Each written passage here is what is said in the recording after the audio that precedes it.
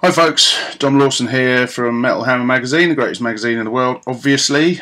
And what I'm going to do today, I thought I might read you something. Would you like me to read you something? Good.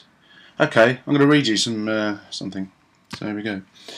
A creeping evil will, my lust for blood unfilled. Sanctuary lies in evisceration, mutilation. Emptiness unfolds, sanity dissolves. Lost in a rage that cannot be stopped. I'll rape them into death. Domination. Their fear just drives my urge to fuck. Naked and cold, defiled, alone. I need death to feed my demon. Hammer to the head. Ejaculate while killing.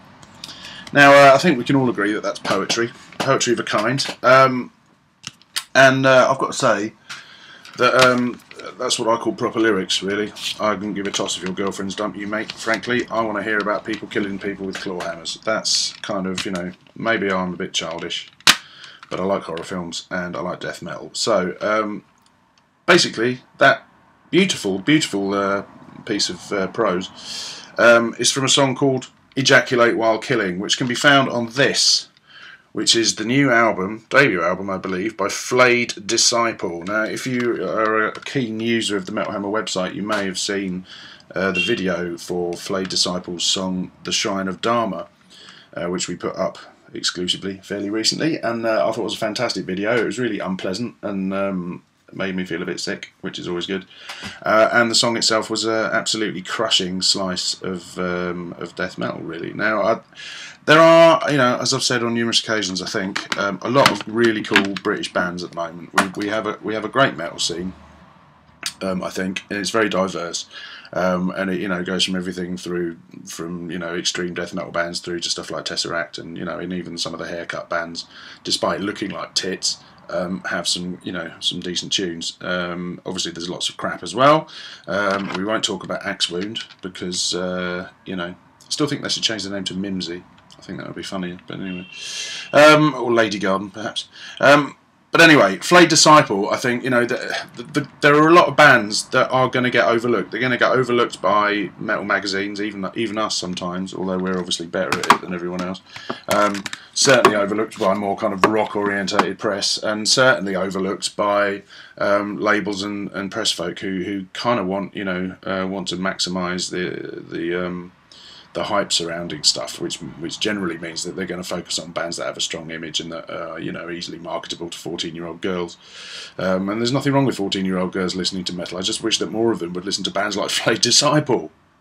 Now, this album's called Death Hammer, which curiously is the same title as the new Asphyx album, although this is Death Hammer, whereas the Asphyx album is Death Hammer. Not much of a difference, actually. I'm not even sure why I mentioned that, but there you go. It's a syntax issue. But yeah, I mean, I got sent their demo years ago, a couple of years ago. That is years ago, so that counts. And thought it was brilliant, and was kind of had them in mind as a band to look out for. But the band themselves sent me the new album, and I can honestly say this is one of the best debut albums by any British metal band I've heard in a long time. It's just, I don't know. The thing with death metal, there are many things about death metal, as you probably noticed. I tend to mention as many of them as possible. But the thing about death metal is that there's so many different strains of it, and people will always argue the toss about what's death metal and what isn't. And I think that the point is that what death metal is not set in stone. It's not something that, in the same way that black metal was supposed to be about breaking the rules. So death metal is really about a feeling and an atmosphere. It's not about a very specific set of musical traits, and although there are certain things that have to be there, the vocals have to be aggressive and guttural, and there has to be a very crunchy, distorted guitar sound, and preferably some sense that you're about to be anally raped by Satan should be involved at some point or another. But it's also, I'm personally, my attachment to death metal really comes from the fact that I was there when it started, because I'm that old.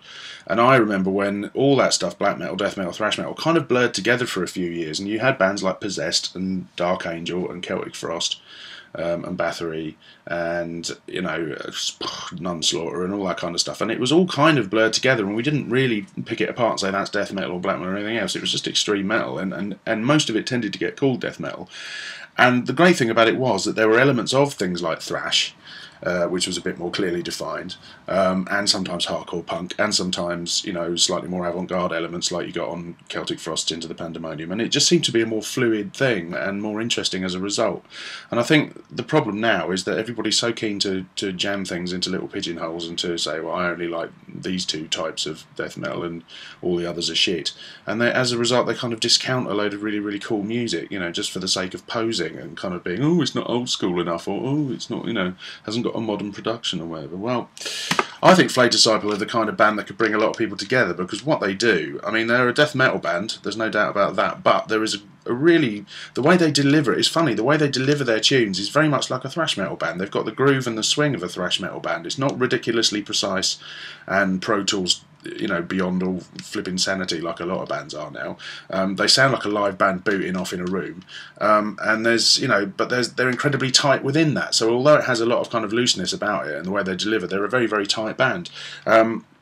A lot of the riffs are basically really dark thrash metal riffs, I think, but the overall effect is of a, you know, a real kind of pile driving death metal band. The vocalist, I can't remember his name. I'm going to look his name up because I want to give him a shout. Tim White is brilliant. I think he's fantastic. He's one of the best death metal vocalists I've heard in a long time, actually. He's just got one of those consistent kind of guttural roars that's just really convincing, and, you know, and just totally, the way he delivers the lyrics, he does it with a lot of power. A bit like George from Cannibal Corpse, to be fair, although he doesn't sound particularly like him, but it's that kind of delivery. The two guitar players, John and Thurston, are both brilliant, and the rhythm section, Paul Williams and Phil Tolfrey, are fantastic too. They're just really, really great players, but not overly fussy, you know. And the great thing about this is there's loads of hooks on this album. There's loads of hooks on it, but there's also loads of nice little complex bits and rhythmic twists and kind of clever arrangements and stuff that make it consistently interesting.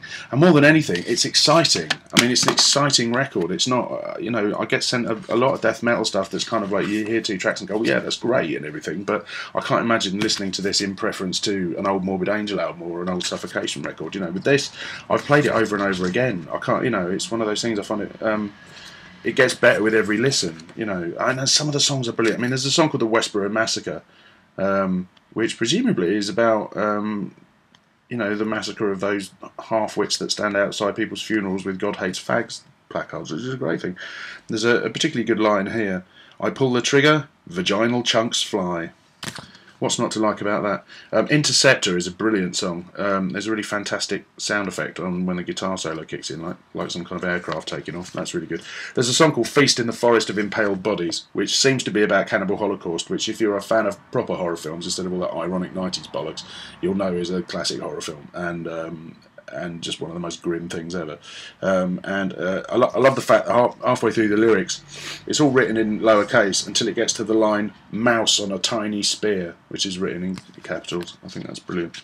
Mouse on a tiny spear, brilliant. There's a song called Exodus, not a cover of the Bob Marley hit, incidentally, unless the Bob Marley hit featured the line, where is it? Genitals rot, cancer takes hold. Gotta love that. Then there's the Shrine of Dharma, which, you know, like I say, go and check out the video on the Metal Hammer website, because it's absolutely fucking brilliant.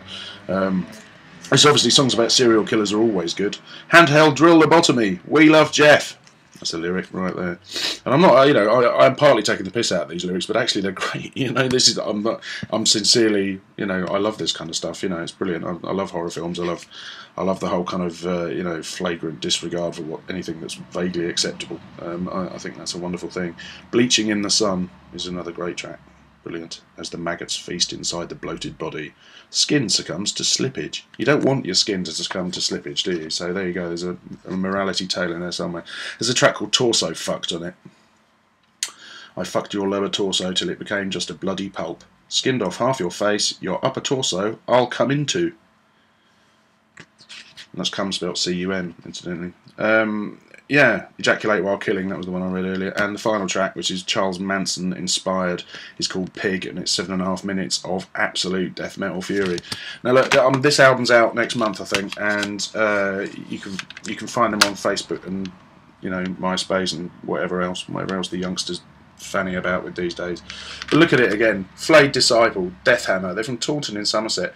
I want to see this band playing at Bloodstock, because I think they're exactly the kind of band that I want to be watching about 4 o'clock in the afternoon at Bloodstock when I'm already pissed. That's what I want. I want to see this band, and I want I was going to say I want to run into the pit and start throwing myself about, but I think we all know that's not going to happen. I want to stand on the edge of the pit, holding my pint kind of out there so that it doesn't get knocked over, and occasionally kicking people as they go past. Not very pleasant, but you know, who is after 7 pints of cider? But there you go, Death Hammer by Flayed Disciple. I think it's fucking brilliant. Fantastic band, one of the best new British metal bands I've heard in a long time. And it's exciting. That's the thing. That's what metal should be. It should be exciting. It shouldn't tick boxes.